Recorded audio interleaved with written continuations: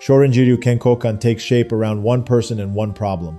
The person is Hisataka Kōri, born Kudaka Seiki, in the old royal town of Shuri on Okinawa. The problem he tried to solve was how to keep the essence of Okinawan fighting while making training scientific, repeatable, and safe enough to pressure test. As a youth, he learned empty hand and weapons at home, then studied karate formally under the sharp, mobile Shuri-te master Kyan Chōtoku, and took weapons from Sanda Kanagusuku, a former police superintendent who taught Okinawan kobudō.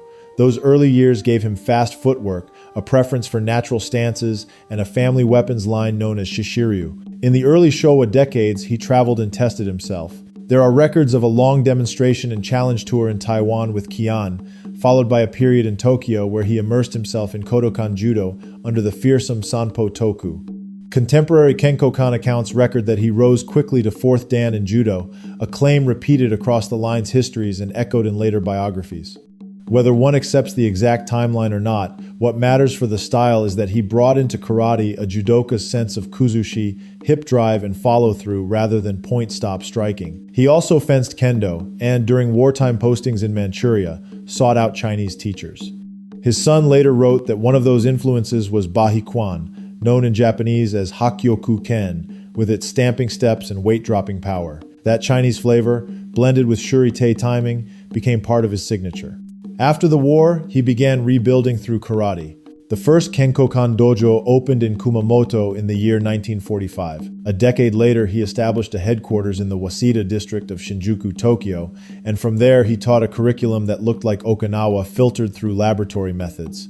He placed kata at the core, but paired it with carefully structured partner work. He retained kobudō as a living part of training rather than a museum piece. From Waseda, the style spread, first across Japan, then overseas. To understand the technique, begin with the fist. Kenkōkan favors a vertical seiken, the tate-ken. It is not a cosmetic choice. With the fist vertical, the elbow stacks directly behind the knuckles, the shoulder stays lower, the contact line is straight, and the forearm bones align more like a spear than a corkscrew. Hisataka taught that the body should drive the strike as a single unit, and that the hand should not spin simply for tradition's sake. The sensation is heavy, like dropping a hammer into a small target on the center line. Kenkōkan teaching materials from the post-war decades emphasized that whole-body delivery principle and the vertical fist together, and later authors inside and outside the style have analyzed the same mechanics. Footwork ties that fist to the floor. Rather than long, immobile stances, Kenkōkan keeps the posture natural, with weight ready to shift. Hold on for a second. Thank you for watching my videos. If you enjoy what I do, you can support my project via clicking the Join Sponsor button on YouTube. That way you can get early access to my new videos before anyone else. You are also going to get access to my Daido Juku Kudo karate courses. Now, let's get back to the video. Tai Sabaki, the art of body shifting, is constant. Attacks do not meet head-on. They slide to the side, take angle, then cut back through the center.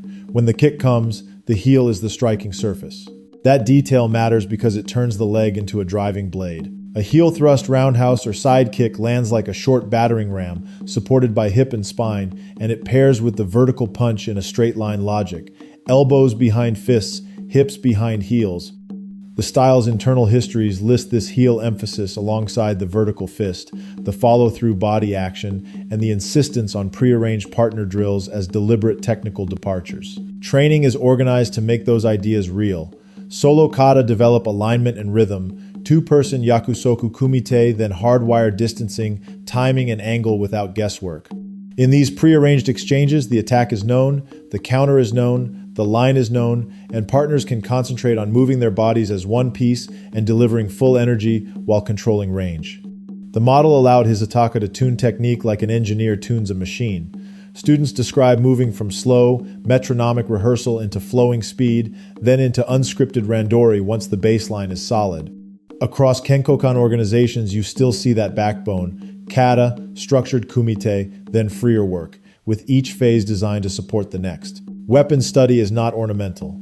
Kenkōkan's buki-ho includes staff and sai as ongoing tracks. The bow is the prime weapon, beginning with two-person exercises such as Gorin no Kumibo to establish line and leverage, then moving into solo patterns.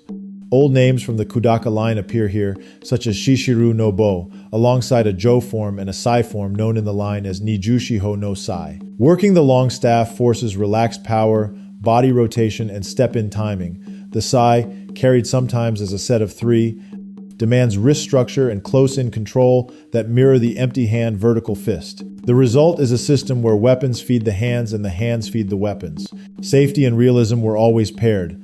Decades before widespread full-contact sport rules, Hisataka's dojo experimented with armor to protect vital targets rather than padding the hands and feet. His son, Hisataka Masayuki, systematized that idea as Anzen Bogu, the super-safe chest and face guard, and built koshiki rules around it. Under koshiki, strikes and combinations can be driven with real intent to an armored torso and head mask, which preserves technical honesty while sharply cutting injury risk. The World Koshiki Karate-do Federation still administers these rules, and Kenkōkan schools treat koshiki not as a separate sport, but as a pressure test of the same fundamentals taught in kata and yakusoku kumite. The kata canon shows both roots and evolution. Early Kenkōkan emphasized shuri-line staples such as Naihanshin, Nijushiho, Sanchin, Chinto, and Kusanku, then layered in Bo, Jo, and Sai forms.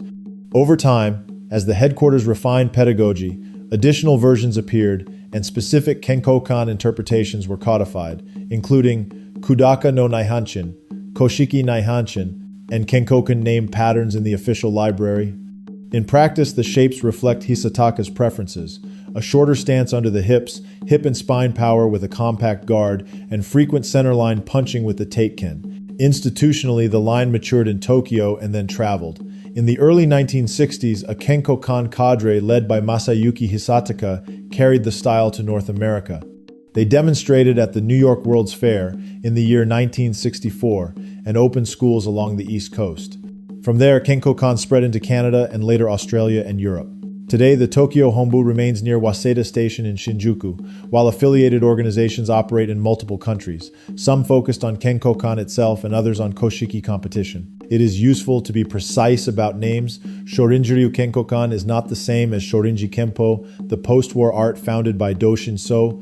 The shared Shōrinji label reflects the Japanese rendering of Shaolin, a common historical reference, but the art's techniques, organizations, and founders are distinct. Inside the Kenkōkan family, the Okinawan reading of Hisataka's family name as Kudaka also appears in kata names and in historical notes about an ancestral connection to Kudaka Island. Such details matter in this style because lineage and naming tie directly to how particular kata are performed.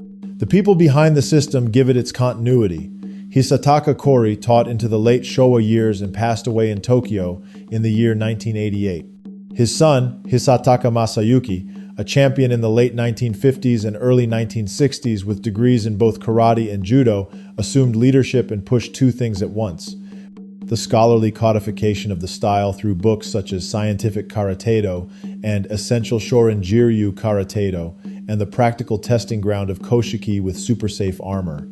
Around the world, direct students founded their own Shōrinjiryū branches while acknowledging the Kenkōkan core. Names that recur include Watanabe Shunji, who developed Kenyukai, and Ishino Shigeru, who established Genbukan. Kenkōkan's headquarters continues to list kata, kumite models and curriculum, and the World Koshiki Federation still publishes rules that presuppose Kenkōkan mechanics. Look closely at a Kenkōkan class today and the DNA is consistent. Warm-ups give way to Kihon, that privileged centerline punching with a tucked elbow and a quiet shoulder. Footwork drills shift off the attack line, then re-enter with a heel-driven kick or a step-in Teiken. Kata are not museum kata. They are laboratories for alignment, and you can trace how a Naihanshin sequence becomes a Yakusoku exchange, and how that exchange later becomes a koshiki combination to a protected torso. On weapons days, staff patterns polish the same hip and spine that power the empty hand. When they gear up, the super-safe armor makes people commit to their strikes without turning practice into a hospital visit. This is what Hisataka meant by scientific training, a loop that runs from solo practice to controlled partner work to contact pressure and back, with every loop testing and feeding the next. The history, the technique, and the people come together in one through line.